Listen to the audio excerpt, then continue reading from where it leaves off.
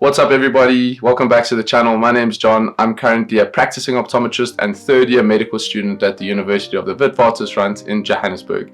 And today we're going to be covering what GEMP is and what is the WAPT. So GEMP essentially stands for Graduate Entry Medical Program, and the WAPT is the WITS Additional Placement Test for this program.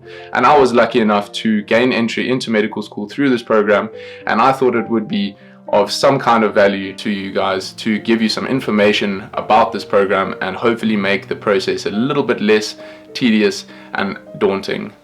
So without further ado, let's get started. So what is GEMP? GEMP is a program that is only offered by the University of the Witwatersrand, and it is the only university in South Africa that offers this. So what do you need to be considered for the GEMP program? You need a minimum of 60%, like I mentioned, and you need prerequisites like a full year of university level biology, a half course of physics, a half course of chemistry, and you will need to provide proof that you are proficient in English and that you have done maths at school. And what's really cool about this is that you can actually complete these courses through UNISA or WITS Plus as a part-time arrangement. And this helps a lot of people that wouldn't have done a science-based degree or a clinical-based degree get into the program, whereas they otherwise wouldn't have been able to. So don't worry, your chances aren't over if you haven't done a science-based degree. You can still do these prerequisites through WITS or UNISA or other universities, and you can still write the WAPT and gain interest into the GEMP program. I was really lucky that I completed a Bachelor of Optometry at the University of Johannesburg, which is an NQF level 8 degree, and that is the honors equivalent with a research-based component into it as well. And I've thoroughly enjoyed optometry. It really challenged me. It's nothing like medicine, but it was an awesome time for me, and I'm so glad I did that. So what is the WAPT?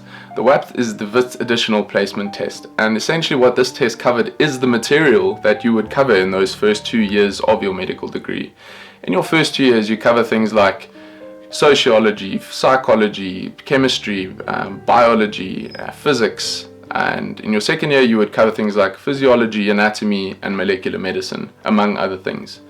So in this WITS Additional Placement Test, you cover those specific sciences that you would normally do in your second year, which is a build on your first year of medical school. And the WAPT consists of 3 subjects, and you have to pass each one. So it'll be a test on physiology, a test on anatomy, and a test on molecular medicine.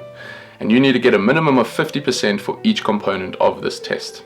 To apply for the test, you just have to meet the minimum prerequisites, and they normally would let in most people. The likelihood of you not getting an acceptance letter to write this test is very low unless you do not meet the prerequisite. Okay, so let's chat about how I went about studying for the WAPT. Okay, so first things first, I don't think leaving it late is a good idea at all. You need a minimum of 3 to 4 months to study for the WAPT.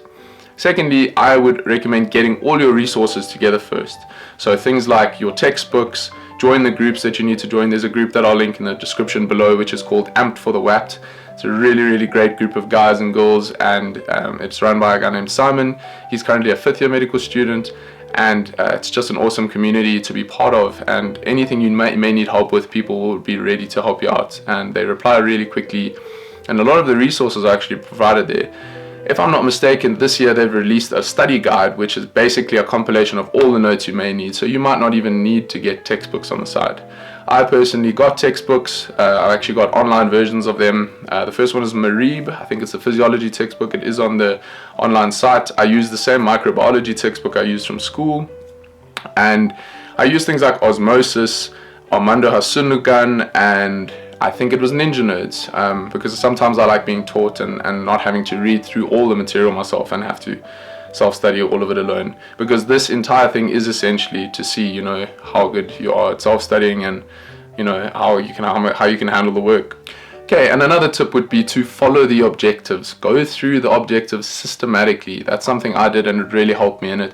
Your brain likes to tick off things. Your brain likes lists.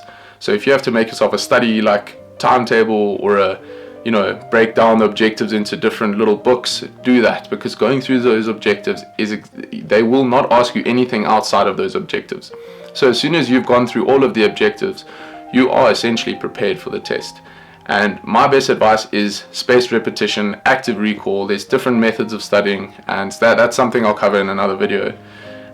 It's a lot of work, it's a huge volume, and the volume doesn't get any better as you go through medical school. It gets more and more and more every year. It just increases. So if you can handle that now, you'll stand you in good stead later on. Okay, and just some handy tips now for the WAPT and the whole process. So firstly, I would just say, do not neglect your degree. Your degree is your most important thing, okay?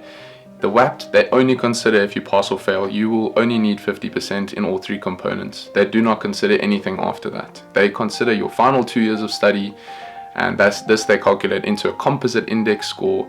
And then if you've done an honors, a master's, or a PhD, it stands you in better stead. So an honors would be a +1, master's a +2, and a PhD +3 on your final composite index percentage.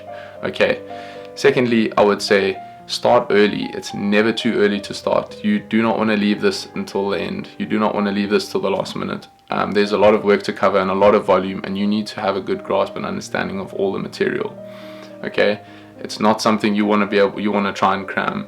I personally did cram quite a lot into my last week, but I wish that I spent more time trying to grasp the understanding of the concepts, because a lot of them come up when you get into medical school, and to have a little booster and a little head start is not a bad thing. Thirdly, find a study place. Find somewhere where it works for you. You need to find your own method. You need to find somewhere where you won't be as distracted and things like that. I personally studied wherever I could and whenever I could, because I was still going in and seeing patients at clinics. So I studied during my morning commutes. I listened to podcasts, I listened to YouTube videos, I listened to podcasts at gym, and I studied at gym. So find a method that works for you and do as many reps of the work as you can.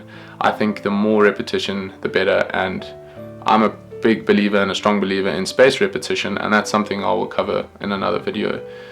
And lastly, I just want to finish off with saying that it's okay to doubt things sometimes. I think it's human nature, and it is something that everybody will go through at some point in this process.